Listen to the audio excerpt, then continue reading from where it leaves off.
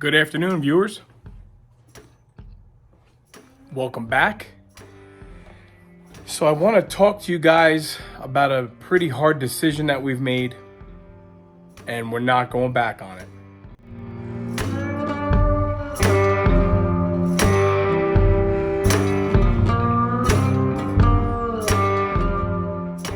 And that decision is we're not replacing the roof on Mr. Jones. We're not doing it. Joe doesn't want to do it. I see some pluses and minuses because we do have, that's upside down, we do have the roof from the donor shell that was brought out here from Nick from Ohio. But, you know, it's Joe's car and he's really embracing the, I know somebody commented, originality? What, are you kidding me? But Joe's really digging that this car will have its original exterior sheet metal when we're done with it. It's obviously, you guys have all watched, it's got nothing original. Couple pieces. So we're not going to change the roof skin. We're just not going to do it. So what I'm going to do now is I'm going to make that a guarantee by cutting this thing up. And I'm going to talk about briefly what I want to save out of here for the car so we can really start putting some more periods at the end of these random fragmented sentences. All right, let's turn the camera around, show you what I'm doing, and we'll go from there. Here we have it. We have a presumably straight roof skin. Again, this is upside down, guys, obviously. The front header here is in really good shape. You can see where I cut at the top of the A-pillars. This is in really good shape. This is passenger side. Mr. Jones took a shot somewhere in here when the tree landed on it. And the crossbars in the original roof. Matter of fact, if I zoom in there, you can see what's left of that one is just kind of hanging down low. So I'm going to salvage these out of here. This roof is not perfect. You can even see that even this one took a shot.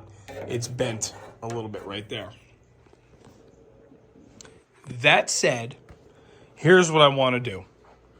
I want to show everybody that at first glance, old Steve-O's got a mint roof to work with. Well, I really don't. Okay. See all this?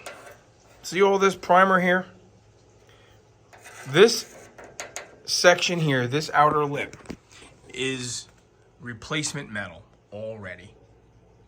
But it is a better shape and a better example of what to build than what we have to work with, which is obviously not much in places. So what I think I'm going to do here, you could even see here where they might have used some bonding agent here to try to glue this back together or something. And there's some rot inside here and inside here. There's even a spot right in here that's been repaired. I know Mr. Green, one of our loyal viewers, one of the first ones to comment, he loves when I use some sort of a pointer instead of my chubby sausages here. So this, let's get back to business. This right here has been repaired already. There's a lot of evidence of, you know, difficult welding. Somebody had a real tough time welding here. You got weld wire all over the place. It happens. It happens. I'll be the first to admit when you're welding through metal that's thin and it starts blowing holes, you don't have a choice but to snot it up. You got to just either pull that welding tip, the torch tip away, turn the heat down, do something to get yourself some metal sticking there, and then you can start heating that up. All right, enough about that little welding tutorial.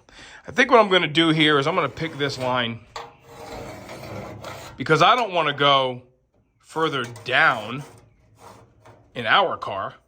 I don't want to go further down the sail panels. So I'm thinking I'm going to cut it here. And now maybe I'll do a little hopscotch here around here just so I have some more to work with, because this rear header, it's not there. We don't have it. There was a portion of it that was there. It was hanging down and I just cut it out and threw it in the garbage. So here is an example of how many layers you have to work with. This is the inner part of the rear sail panel. This is that rear header. And this is the actual skin. So in this particular area, 1, 2, 3 pieces of metal get all sandwiched in together right there. See, this is not mint, but something to work with. And at least I have this beam, and I have this beam and its original orientation fore and aft. Or is it fore and aft? Whatever. I have this original orientation to work with in this donor because I have big voids of stuff in the car. And I'm pretty determined to get this big piece of thing out of my garage. So, that said, I'm going to start separating all these little welds. Like here, and here, and in the back, right there. Just so I can start getting this thing segmented. The skin we'll put out in the car trailer, the parts trailer rather. We'll hang on to that, but let's get to getting.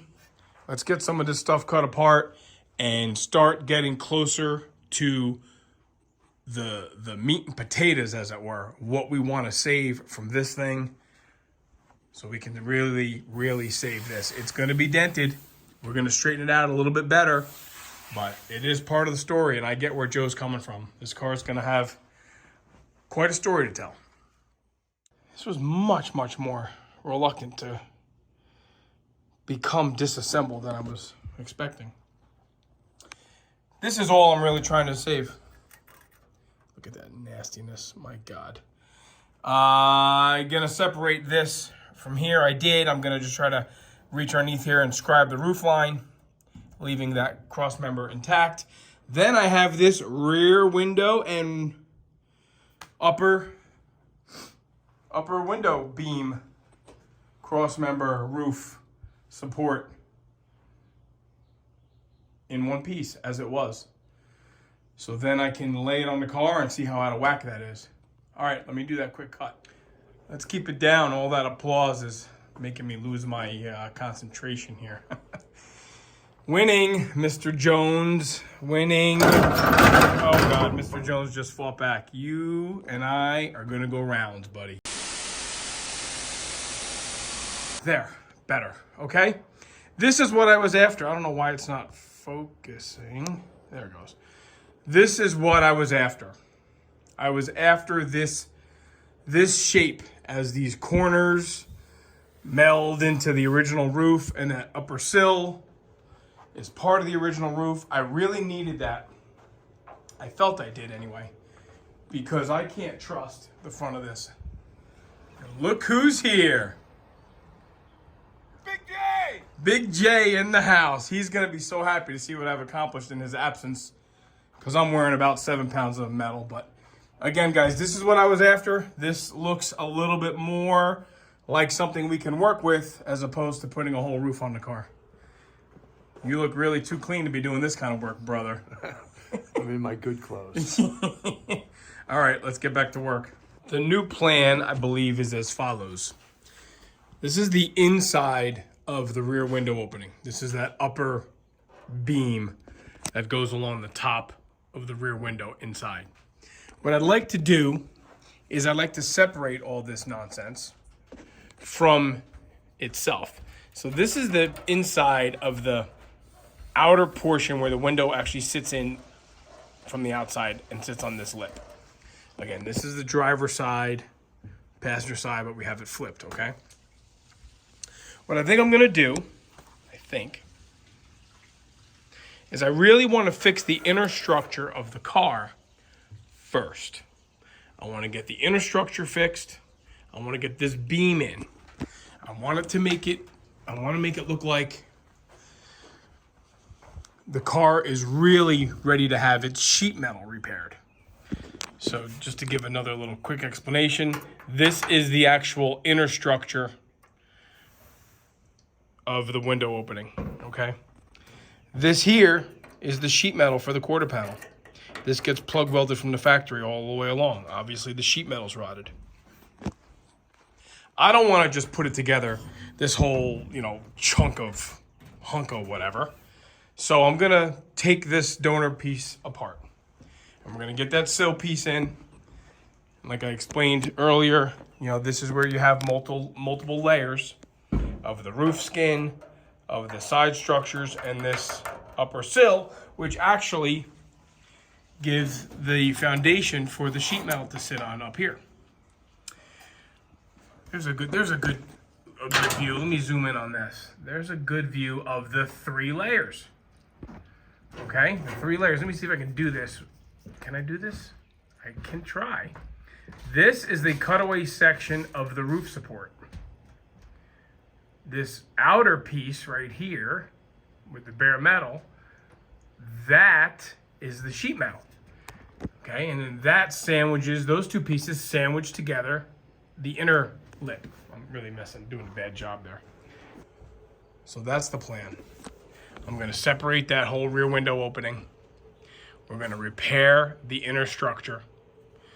And we're going to get that upper sill in. And then we'll worry about the roof. So with that said, I'm going to begin to dissect this donor piece that we cut out of that body. All right, I'll take you along after drilling a bunch of spot welds. Not surprising, a fair amount of work to get these little lips cut out of that donor shell. Not really sure why I did it, because I think the ones I have are in as good a shape, if not better. But I have them. So here's the decision-making time. There's the rear window surround, and I know I could have bought all the parts aftermarket. I think it's 22 gauge. One of these sides might even be an aftermarket replacement. I think I said that in another video. Here's what I'm really thinking I'm doing, because Joe doesn't want to replace anything beyond this line, really beyond that line right there. This is the body stuff, like on a 68 Hurst Olds, this would be black all the way around the window. So that line there is, I guess, worst case scenario, but Joe really likes this patina. Says it's going to look great when it's buffed up, and it will. So that's the line I'm going to shoot for. But for now, I have to give myself some room for error. And I have to save that line on the outside. Somebody overcut. That was not me, but somebody overcut that corner there. So I'm going to come along here, and I'm going to cut this right along this line. And I might even cut the whole top of the skin off, because even if I'm going to use it, I got to spot weld it in anyway. And then we're going to have the rear window surround with the rear window sill, providing us with an original shape. That was really my motivation for doing this, so that I had the original shape to work with, because I really cannot guarantee that I have that the way it's supposed to be. There's not a chance. All right, more cutting. I'll bring you right back. Gotta use 2 hands to do that. Sorry. Gotta start getting an idea of what I'm after here, right? If this thing doesn't fall on me, which it's gonna. So this would be worst case scenario, is if I have to cut the quarter panels to get everything to line up. That's not my intention. My intention is to cut this rear window insert here and get rid of this lip and use the original one of the car. That's my intention. But I really want to do some measurements and get that rear window beam set exactly where it was, because I really have no point of reference, and I'm not taking a headliner out of my car to do that. But again, for those who are just tuning in, tree fell on an already rotted roof, and then said tree sat there for 10 or 20 or more years. More years, over 20 years. This car hasn't had glass in it. So now we're starting to get a little bit of an idea. Right, we got new trunk weather stripping channel. We got new package tray and rear window sill. And now we have a rust-free rear window surround that needs to just get installed. Well, that worked out pretty well, but upon further review, gosh almighty. All right, I have to drill all of these factory spot welds out. that hold this rear beam to the window channel. I'm not gonna jam this thing in place like that. Plus, it gives me an opportunity then to sand this thing down, prime it, and paint it, and all that kind of good stuff. Hey, look, a little bit of rot to fix. So all these spot welds, come on, zoom in. There you go. All these spot welds got to get drilled out, and then the window channel gets separated from the upper beam. Upper beam goes in, gets welded into place. Then I start playing around with the channel. Pretty rewarding. I'm pretty tired, but pretty rewarding. It's not in. It's not in. This is just rough cut. You can see here, this look how much higher this body line is than this here. And over here, it's pretty even. Let me see if I can adjust that here. Hang on a second. I am relatively happy with this. I'm not proposing that I'm going to keep this body line here. I don't want this part of the donor. I want Mr. Jones here. Right here, I want to keep all this. But it's showing me that I'm only a little bit high as far as body line, a little bit high. Yeah, that's a 1/4 inch. I know. But in this game, a 1/4 inch is a little. This side here is pretty much where it needs to be. But again, what I'm telling you is that I've relatively successfully cut apart our donor shell, dissected the little bits and pieces that I want, and now I'm starting to sit here and envision the finished product, which is what you're not supposed to do. I got to take a step back. I have to envision how I'm going to put it together, which is what I've been doing this whole night. Yeah, I'm just looking at all these little things here. It's pretty good. It's pretty good for a, rough fit. And again, this is not original. This part has been repaired by somebody else, not by me. I'm not saying that I'm the best by any means. I'm not saying that I'm even great or good. I know my work. So when you're working with your stuff, you know what to expect. When you're working with other people's stuff, it's like wearing somebody else's shoes, even though they're the same size. They just don't fit quite right. Or wearing somebody else's, just doesn't fit quite right. But when you work on it, you know how it should, fit. This is not my piece yet. I just cut it out. I'll make it my piece. But I'm happy, man. I'm pretty happy with all this because we're looking, let's reflect here, right? Taillight boxes were rotted. Trunk weather strip was rotted. Package tray. Now we're not looking at a rotted rear window. All of this, man, it's after 8 o'clock on a weeknight. It's craziness what I'm doing here. But all of this so that it looks like maybe bad weather on Saturday. So I can spend a fair amount of the day on Saturday doing this. I do need to rebuild a quadrijet for a good family friend here. It's an electronic Q-jet out of an 86 Cutlass. They bought brand new as a wedding gift to themselves. So I've known this car forever and ever and ever, but I have all the right parts from Q-Jet Power for that. I need to get going on that. I had to wait a while for some parts. But okay, that has to get done too. I'm digging this. I'm digging it. I hope everybody else is too. And I'll make it look like it's supposed to. I think this is what we're going for. We're going to go for as much of the original saffron yellow and then up to my welds, which will have, obviously chrome trim and everything in here, right? But if we can keep the original yellow lip, which means I'll be cutting this off there. Okay. All right, that's a wrap. Looks good.